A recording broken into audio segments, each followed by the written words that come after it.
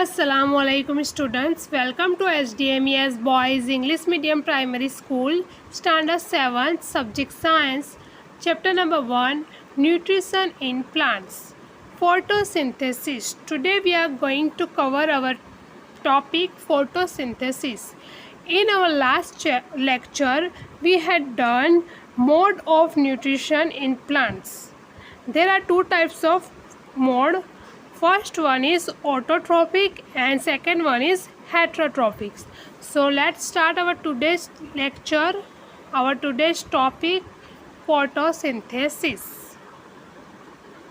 So what is photosynthesis? Photosynthesis is food making process in plants. Leaves are the food factories of plants. Which is our food factory? In our house there is a kitchen is a food factory for us, but for plants food factory is leaves. Leaves are the food factories of plants. Therefore all the raw material must reach the leaf. Water and minerals present in the soil are absorbed by the roots and transported to the leaves. Okay, so what is this? Leaves are the food factory. That means leaves are the kitchen for plants. All the raw materials reach there, and then water and minerals, also raw materials, water and minerals present in the soil. Where is the water and mineral? In soil. Soil में already मौजूद होता है water and minerals, and water and minerals observe किससे होता है? Root से, और वो कहाँ ट्रांसपोर्ट होता है? लीव्स तक. यानी यहाँ पे क्या बताया गया है? जो सारा रॉ मटेरियल जो है वो लीव तक पहुँचना बहुत ही ज़्यादा ज़रूरी है, क्योंकि लीव्स जो है वो फूड फैक्ट्रीज है प्लांट्स के लिए. Carbon dioxide from air is taken. अब ये रॉ मटेरियल तो दो हो गया, वाटर और मिनरल्स. अब जो carbon dioxide also raw materials, वो कैसे लीव्स तक पहुँचता है? तो हम सबको पता है कि हमारे जो एटमॉस्फेयर में सारे गैसेस हैं और कार्बन डाइऑक्साइड भी एक गैस है, तो वो जो है गैस जो है वो ऑलरेडी एयर में मौजूद है, और वो क्या होता है? लीव्स के अंदर जो पोर्सिस होते हैं उसके थ्रू लीव्स तक पहुंचता है.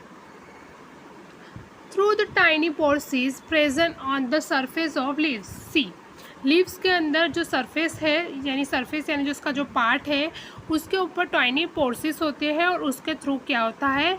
ये जो सारा सनलाइट है और कार्बन डाइऑक्साइड जो है वो लीव्स तक पहुंचता है, और उसे क्या कहा जाता है? वो पोर्सिस को स्टोमाटा.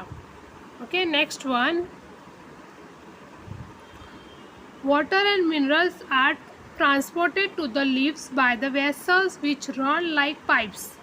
अब वाटर और मिनरल्स जो है वो ऐसे ही नहीं पहुंच जाते. पहले रूट्स उसे अपने अंदर ऑब्जर्व करती है सॉइल से, और फिर स्टेम के थ्रू जाते हैं, और स्टेम फिर उसके ब्रांचेस तक पहुंच जाती है, और इस तरीके से वो ब्रांचेस के ऊपर जो छोटी छोटी लीव्स होती है वहाँ तक पहुँचता है सब कुछ. Pipe throughout the root, the stem, the branches and the leaves. देखो यहाँ पे पूरा प्रोसेस बताया कि पहले कहाँ से होता है? रूट, फिर वो जो सॉइल और मिनरल्स है, मिनरल्स और वाटर जो है वो स्टेम पे पहुंचता है, स्टेम से ब्रांचेस पे, और ब्रांचेस के थ्रू लीव्स तक पहुंचता है. They form a continue path. ये जो है वो कंटिन्यू पाथ चलता रहता है, यानी ये एक वो लोगों ने क्या बना दिया है? वाटर और मिनरल्स का जाने का रास्ता पूरा बन गया है, और यही पैसेज से ये लोग काम करते हैं. पाथ और passage for the nutrition to reach the leaf. They are called vessels. अब इन्हें क्या कहा जाता है? वेसल्स कहा जाता है. यानी एक पात्र है वहाँ तक पहुँचने के लिए, लीव्स तक पहुँचने के लिए ये लोग इस तरीके से काम करते हैं. Okay, next one.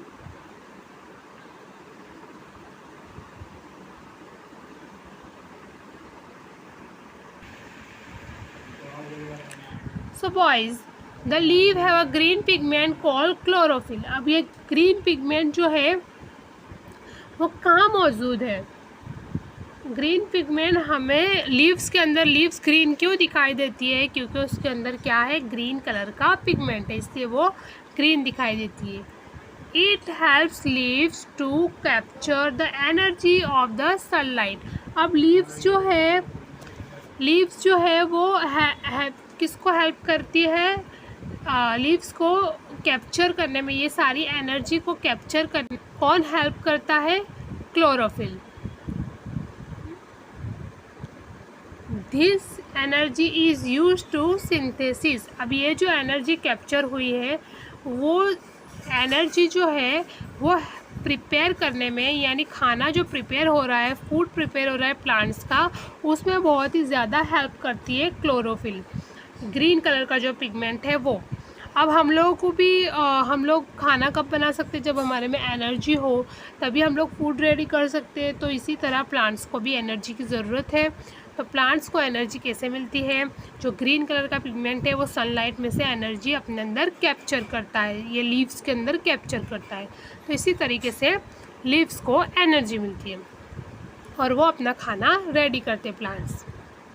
Food from carbon dioxide and water. ये जो फोटोसिंथेसिस की पूरी प्रोसेस है वो इस तरीके से की जाती है, कार्बन डाइऑक्साइड और वाटर की हेल्प लेके ये पूरी फोटोसिंथेसिस की प्रोसेस होगी। Since the synthesis of food occur in the presence of sunlight, sunlight के presence में ही ये सारी process होती है और it is called photosynthesis. Photo that means light, synthesis that means to combine. So we find that the chlorophyll, sunlight, carbon dioxide and water are necessary to carry out the process of photosynthesis. So हमने क्या सीखा कि chlorophyll, sunlight, carbon dioxide and water की help से ही ये पूरा photosynthesis हो सकता है। It is a unique process on the earth. ये जो एक प्रोसेस है बहुत ही ज़्यादा यूनिक है, क्योंकि हम लोगों को हमारा खाना खुद बनाना पड़ता है, हम लोग सारी चीज़ें लाते हैं, बट प्लांट जो है वो अपना खाना खुद बनाते हैं। कौन सी चीज़ें हेल्प करती है उनको? वाटर, कार्बन डाइऑक्साइड, मिनरल्स जो सारे हैं वो, और फिर उसके बाद ग्रीन पिगमेंट ऑलरेडी अवेलेबल है हम लोग के पास लीव्स के अंदर। तो ये सारी चीज़ों की हेल्प से क्या होता है, फोटोसिंथेसिस होती है। और फिर सनलाइट ज़रूरी है, कार्बन डाइऑक्साइड ज़रूरी है। तो ये सब कुछ हम लोगों के पास मौजूद है, बट ये सब चीज़ें किस तरीके से पहुंचाना हो, तो प्लांट्स अपना काम खुद कर रहे हैं। रूट्स से वाटर और मिनरल्स सॉइल में से कैप्चर कर रहे हैं, स्टेम में से जा रहा है और ये वाटर और मिनरल्स ब्रांचेस तक पहुंचता है, ब्रांचेस से लीव्स तक पहुंचता है। तो ये पूरी बहुत ही यूनिक प्रोसेस है। The solar energy is the capture by the leaves and store in the plant in the form of food. अब जो सोलर एनर्जी है वो कैप्चर हो रही है, लीव्स उसको कैप्चर कर रही है और अपने अंदर स्टोर कर रही है as a food. The sun is the ultimate source of energy for all living organism. अब ये जो सन जो है वो बहुत ही ज़्यादा अल्टीमेट सोर्स है एनर्जी का फॉर ऑल लिविंग ऑर्गेनिज्म, यानी हम सब के लिए, हम सब भी लिविंग थिंग्स हैं, तो हम सब के लिए बहुत ही ज़्यादा ज़रूरी है। सोर्स, मेन सोर्स क्या है हमारा एनर्जी का? Sun. Without sun we can't imagine our life. Can you imagine life on earth absence of photosynthesis? Photosynthesis के बिना आप लोग अपनी लाइफ इमेजिन कर सकते हो? No, we can't, just because जो अगर प्लांट्स अपना फूड रेडी नहीं करेंगे तो फिर हमको फूड कैसे मिलेगा? So photosynthesis is a very important part and all for all the living organism. We can't imagine our life without photosynthesis. In the absence of photosynthesis, there will not be any food. Photosynthesis के बिना वहाँ पे कोई दुनिया में कोई food हो ही नहीं सकता है, just because the survival of almost all living organism directly और indirectly depend upon the food made by the plants besides oxygen which is essential for the survival. Essential यानी अब हम लोगों को लिविंग थिंग, जो हम सब सारी लिविंग थिंग्स जो है हम, तो वो डायरेक्टली और इनडायरेक्टली खाने के लिए प्लांट्स पे ही डिपेंड करते हैं। तो जो अगर प्लांट्स ही अपना खाना नहीं बनाएंगे खुद, तो फिर वो हम लोग कैसे जिएंगे? प्लांट्स अपना खाना नहीं बनाएंगे तो हम प्लांट्स को कैसे खाएंगे? तो इसलिए ये जो फोटोसिंथेसिस है it's a very important part. Next,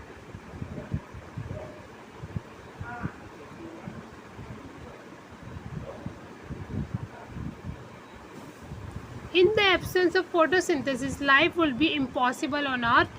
During photosynthesis, chlorophyll containing cells of leaves, in the presence of sunlight, use carbon dioxide and water to synthesize carbohydrate.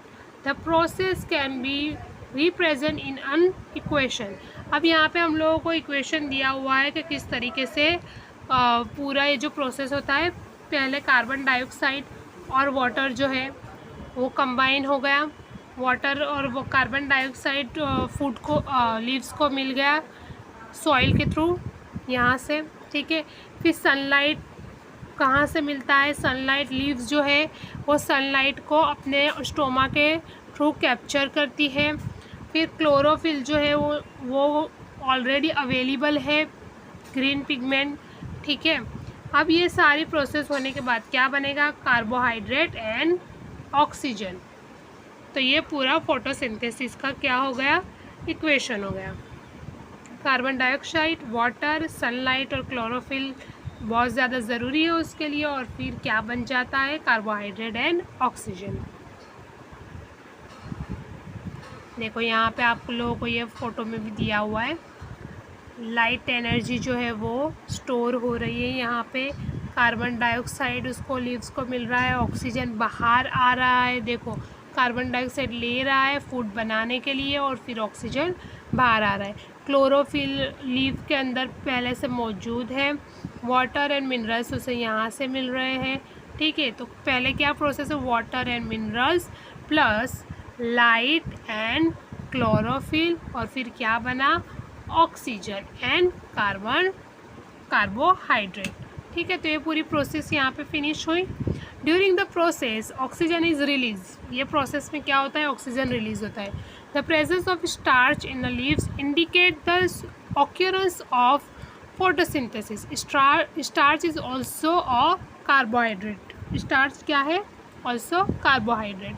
सो यहाँ पे हमारा ये जो चैप्टर है वो फिनिश होता है. ये जो हमारा टॉपिक है फोटोसिंथेसिस का, फूड, हमने क्या सीखा,